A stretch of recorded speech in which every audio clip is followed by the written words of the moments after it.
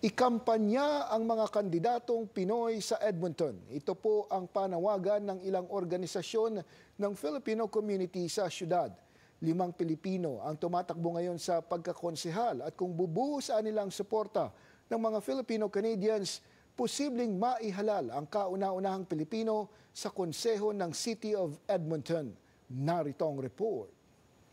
Nasa 1 buwan na lamang at eleksyon na sa Edmonton, ilan sa pinakamalalaking grupo ng mga negosyanteng Pilipino sa Alberta ang tumutulong ngayon sa 4 na kandidatong Pilipino sa pagkakonsehal ng syudad.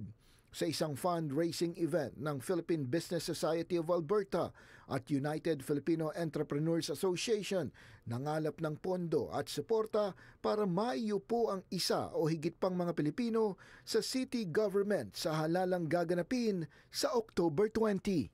Definitely, kinakailangan nila ng financial support para maiusad nila yung kanilang platform o yung kung ano man yung gusto nilang iparating sa kanilang ward. Kabilang sa kanilang sinusuportahan sina Manny Bautista na tumatakbo sa Ward Carihio, Nikki Gokwan sa Ward Nakota Isga, Giselle General sa Ward Sipi Minyuak at si Annie Chua Frit sa Ward Spometa-P.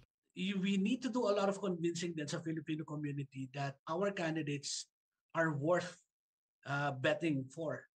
It's not that they don't believe in our candidates, but mostly they believe that our candidates will just lose in the elections. Malaking tulong din anila kung ang mga Pilipino sa mga ward na ito ikampanya ang mga Filipino-Canadian sa kanilang mga kapitbahay o kasama sa trabaho, maglagay ng mga lawn sign o di kaya mag-volunteer na tulungan ng mga kandidato sa kanilang pag-iikot sa mga komunidad.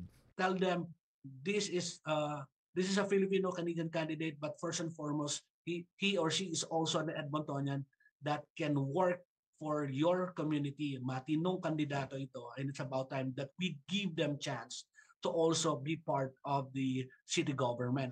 Hindi lang sa piyesta, hindi lang sa kainan ng lumpia at adobo, but we can be with them sa lahat ng mga struggles nila.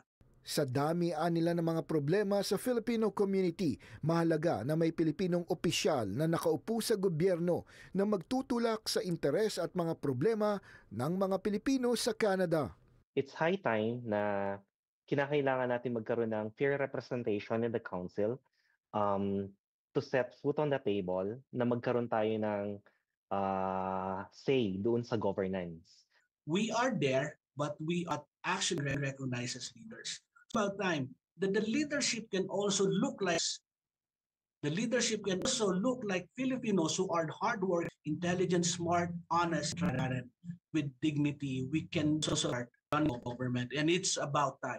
It's time. Tumatakbo lang hal sa ward ng Nakota Isga ang Magay. Sa datos ng Statistics Canada, pumapangalawa na ang Alberta, sin siyang may pinakamaraming Pilipino di Canada.